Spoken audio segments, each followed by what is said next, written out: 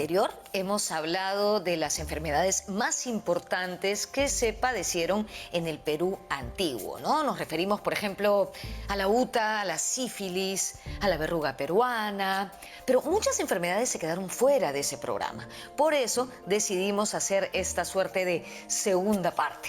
En el programa de hoy no solamente vamos a hablar de enfermedades tradicionales, sino también de enfermedades metabólicas, como la anemia o la obesidad. ¿Anemia y obesidad en el antiguo Perú? Sí, aunque parezca sorprendente. De hecho, hay muchas sorpresas en este programa. Enfermedades que creemos que son de este tiempo, en realidad, vienen desde la antigüedad. También, entre otras cosas, hablaremos de las caries y de los piojos. ¿Les parece si comenzamos? Enfermedades gastrointestinales. Son enfermedades que atacan el estómago y los intestinos. Generalmente son ocasionadas por bacterias, parásitos, virus y algunos alimentos como leche y grasas. Las enfermedades gastrointestinales deben haber existido desde el principio de los tiempos. Eso es evidente, no hay duda. Según el médico e historiador Juan Lastres, en el Perú antiguo, al dolor de vientre se le llamaba tzonjonamay. A las lombrices les decían cuicas y a las enfermedades producidas por parásitos, cuicaita oncoy. Nuestros antiguos antepasados sufrieron frecuentemente de enteritis, es decir, de la inflamación del intestino delgado, y también de disentería, o sea, la infección del intestino grueso. ¿Por qué? ¿A qué se debía esto? Probablemente a sus hábitos de higiene o a que comían frecuentemente las legumbres crudas.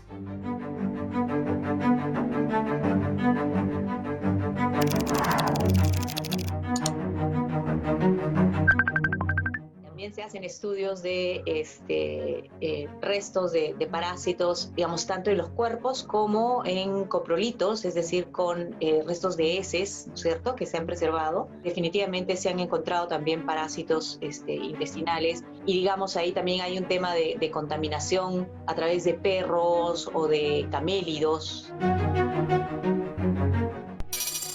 Defectos congénitos.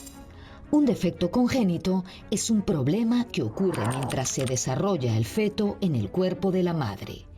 La mayoría de los defectos congénitos ocurren durante los primeros 3 meses de embarazo. El labio leporino y la hendidura del paladar son orificios o hendiduras en el labio superior, en el techo de la boca, paladar, o en ambas partes.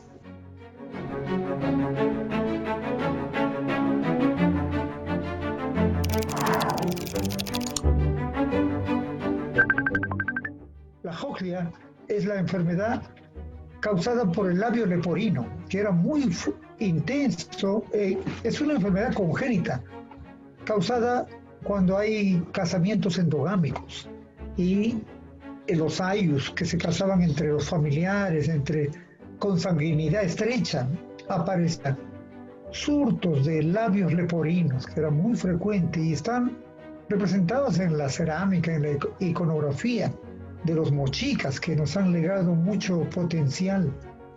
El labio leporino o paladar hendido se producen cuando las estructuras faciales de un feto no se han cerrado por completo. Estos son algunos de los defectos congénitos más frecuentes, aunque casi siempre ocurren de manera aislada. Se asocian a síndromes o trastornos genéticos hereditarios. Los ayus, ¿no? Los ayus, o sea, las familias que eran numerosos, entre ellos habían casamientos. Entonces eso repercutía una alta prevalencia de esta enfermedad. Pero eso es de un tipo congénito, ¿no? Una enfermedad que aparece en la 4ª o 5ª semana de embarazo, cuando está pasando de embrión a feto, que es al primer mes. Surge una abertura del labio superior, por lo general en el lado derecho, es la abertura, causada también por la deficiencia de un líquido en la formación de del rostro, ¿no? Porque cada una de nuestras formaciones están marcadas por leyes genéticas. La formación del rostro, la cara, los ojos, la nariz, las manos, todo ya se va formando ya en la tercera y cuarta vida intrauterina.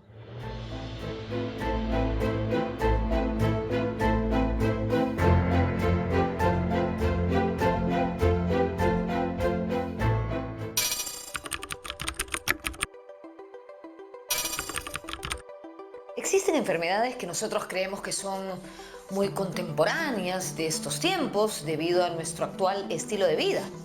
Bueno, eso es lo que creemos. Arteriosclerosis. La arteriosclerosis es una enfermedad que se produce cuando hay acumulación de grasas, colesterol y otras sustancias en las paredes de las arterias. Con el tiempo, las placas de grasa y colesterol pueden estrechar u obstruir completamente las arterias y causar problemas en todo el cuerpo. Ha habido un estudio bien interesante en momias de distintos lugares del mundo que les han hecho tomografías para tratar de conocer la antigüedad y distribución de la arteriosclerosis. Y en este estudio se han analizado una cantidad de momias peruanas, no sabría decir exactamente cuántas, y se ha encontrado que sí, que esta enfermedad también existió en el antiguo Perú. Jamás se nos hubiera ocurrido que la arteriosclerosis ya estaba presente en el Perú antiguo, ¿no es cierto? A mí me parece sorprendente, pero no solo estaba presente en el Perú antiguo, sino también en el antiguo Egipto.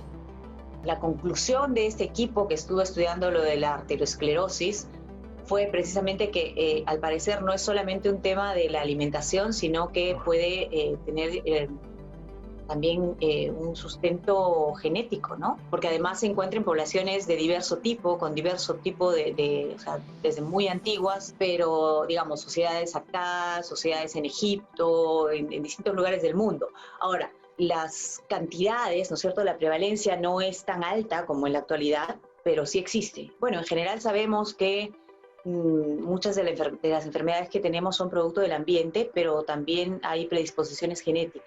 Posiblemente tenga que ver con eso. La sífilis es considerada una enfermedad venérea, es decir, transmitida por contacto sexual. El término venérea o venéreo se utilizaba para referirse al placer y deleite del acto sexual y proviene de Venus, diosa del amor y la fertilidad. No se mueva, volvemos con una noticia increíble. Hay estudios que revelan que existió cáncer en el antiguo Perú. Y no solo eso, los que pensaban que la anemia era cosa reciente, hoy se van a llevar una verdadera sorpresa.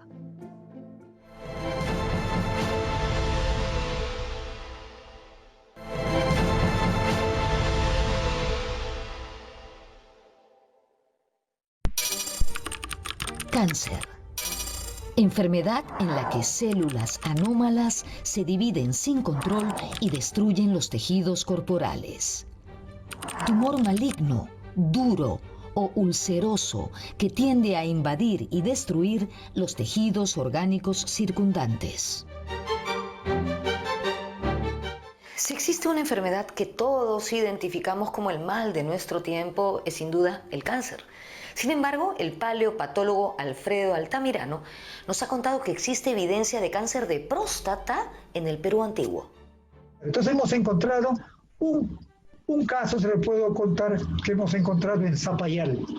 En Zapayal, aquí en la costa al norte de Lima, antes de Puente Piedra, estudiamos todo en uno de los cerros que ha sido ocupado por la población actual. Excavamos en varias áreas de las calles y encontramos 8 entierros humanos de la cultura Chancay y que uno de ellos tenía la destrucción de todos estos huesos que estoy mencionando, pelvis y sacro. Y comenzamos a buscar qué tipo de enfermedad causa esta lesión. Y hay literatura médica que comenzamos a contrastar la foto que hemos tomado, las radiografías, con la literatura. Y nos sale a través del método comparativo, buscamos con la literatura, esto se aproxima con cáncer. Entonces, hay una variedad de tipos de cánceres, ¿no? Incluso estamos preparando un libro sobre esto, ¿no? La paleopatología del cáncer en el Perú. Ya se han encontrado otros casos en diferentes partes del Perú, pero no era frecuente, era escaso.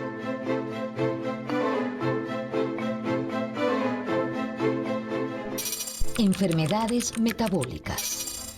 Existen también las llamadas enfermedades metabólicas, que se producen cuando reacciones químicas anormales alteran o interrumpen el proceso de metabolismo de nuestro cuerpo. ¿Y qué es el metabolismo?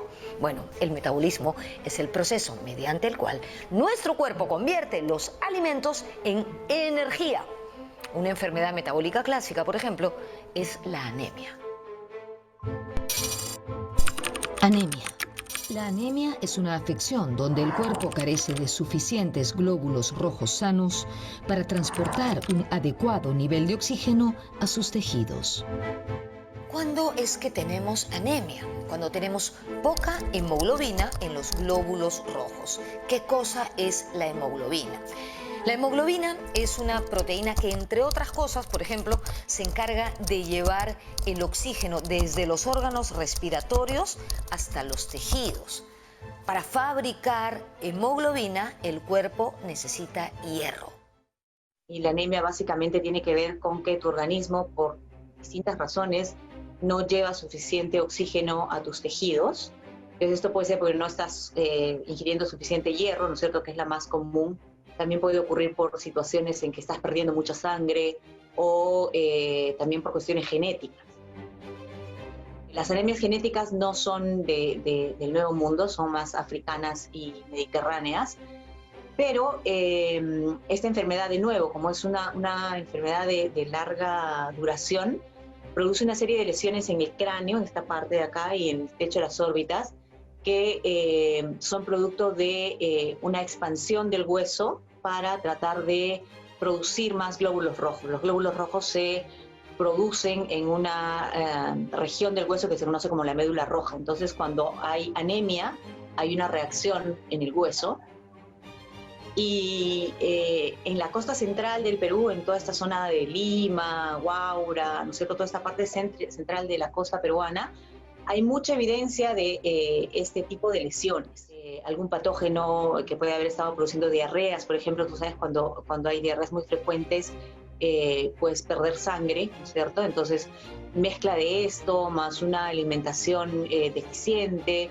El maíz, por ejemplo, tiene el problema de que si no lo preparas de una determinada manera, puede, digamos, inhibir la absorción del hierro. También se han encontrado evidencias de escorbuto, que es la deficiencia de vitamina C. De nuevo, tampoco se sabe exactamente cuál es la razón. Es no es tan frecuente, se ha encontrado en una proporción de más o menos 1% en una colección de esqueletos de la cultura Lambayeque. Decir que los antiguos peruanos sufrieron de anemia resulta sorprendente, ¿no es verdad?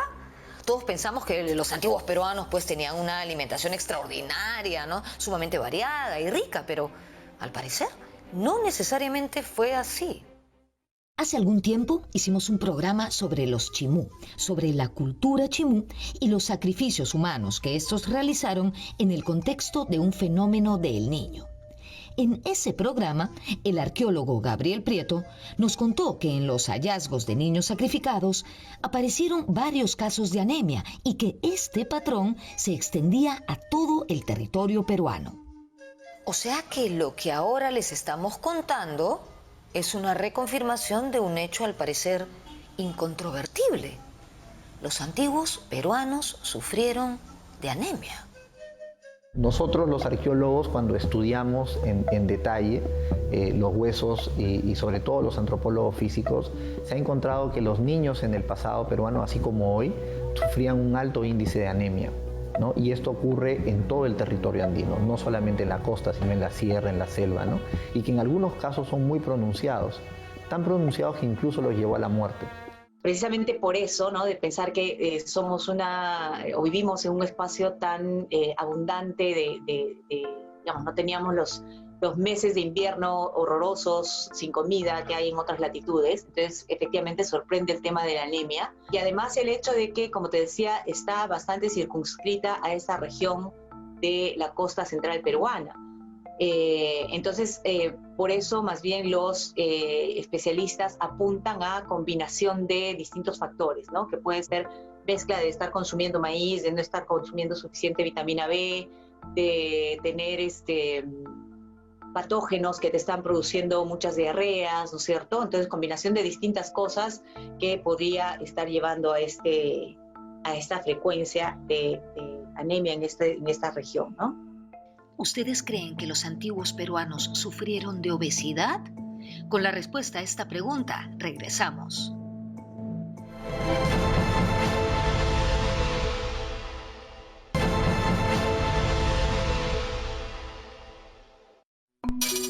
Obesidad.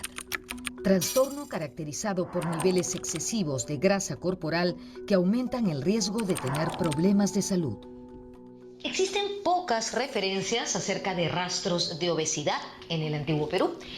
Sin embargo, el doctor Juan Lastres dice que a través del estudio de algunos ceramios de la cultura nazca, se había podido demostrar la existencia de alteraciones en el panículo adiposo, es decir, en la capa de grasa debajo de la piel de la zona abdominal. No sabemos bien a qué ceramios nazca se refiere el doctor Lastres, pero pensamos que en el caso de los artistas nazca, quizás este era un estilo que tenían para representar a las figuras. Por eso es que aparecen tan voluminosas. Algo parecido a las pinturas y esculturas del artista colombiano Fernando Botero o a la cerámica de Chulucanas. De otro lado, hemos encontrado una cita del cronista indígena Felipe Guamán Poma de Ayala, donde se refiere a los hombres del Collasuyo de la siguiente manera. Eran grandotes, gordos cebosos, floxos, bestias solo para comer y dormir. Es probable que el cronista se refiriera así a personas contra las que tenía algún encono, es decir, algún conflicto, un resentimiento, algo guardadito, ¿no? Y que probablemente no se refería solamente a sus dimensiones físicas, sino que de esta forma buscaba insultarlos. Siguiendo con Guamán Poma, hay algo curioso. A uno de los incas, a Inca Roca, lo dibuja gordo y de él escribe: fue hombre largo y ancho, fuerte y gran hablón. Hablaba con trueno, gran jugador, putañero, amigo de quitar hacienda de los pobres. Como vemos, las crónicas de Guamán Poma de Ayala nos comparten su pensamiento, ¿no? Su forma de ver el mundo, sus prejuicios también. Debemos tomarlo desde ahí y desde su contexto, por supuesto.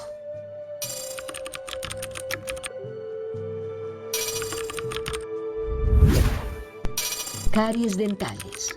Las caries son perforaciones o daño estructural en los dientes causadas por acumulación de placa bacteriana. El doctor José García Bedoya, en su libro Prevalencia de los procesos destructivos de los dientes en las razas antiguas peruanas, indica que había encontrado rastros de paradentosis en los antiguos peruanos. La paradentosis es el deterioro de los huesos que sostienen a los dientes a causa de la placa bacteriana. García Bedoya nos dice que para masticar maíz o chacchar coca se utilizan sustancias como la cal o la sal, altamente abrasivas, corrosivas, que debilitan a los dientes. Entonces, no se trata de una debilidad congénita, sino producto de una costumbre, como el chacchado, por ejemplo.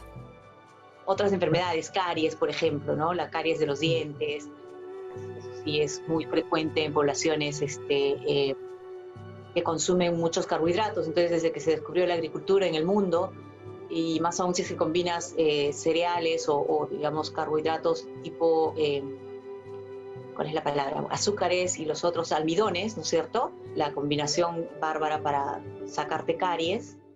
El cronista mestizo Inca Garcilaso de la Vega cuenta que los incas tenían un método para fortalecer sus encías. Hervían una raíz y se la colocaban muy caliente sobre las encías. Yo imagino que esto les producía muchísimo dolor, porque no comían en 3 días, después de eso? Al cabo de estos 3 días, las encías como que se descascaraban y quedaban como nuevas, rojas y bellas.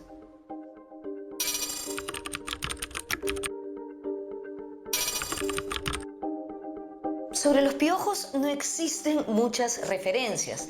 Sin embargo, Garcilaso de la Vega, en los Comentarios Reales, cuenta que a los más pobres del Tahuantinsuyo, a los que no podían pagar su tributo, el Inca les pedía cañutos de piojos, es decir, puñados de piojos. ¿Para qué? Según Garcilaso, para que se mantuvieran limpios y a salvo de algunas enfermedades. También infestación de piojos, por ejemplo, es muy frecuente encontrar una enorme cantidad de piojos en individuos que han preservado el cabello.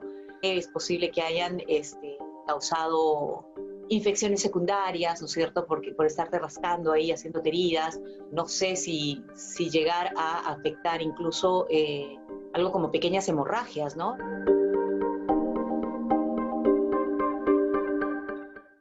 La verdad es que estoy sorprendida de todo lo que hemos aprendido sobre las enfermedades en el antiguo Perú. No queda tiempo para más, lamentablemente, pero sí quizás para quedarnos con una idea. Lo más importante para prevenir las enfermedades es tener un estilo de vida saludable. ¿No creen? Sin exagerar tampoco, ¿no es cierto? Nos vemos en la próxima.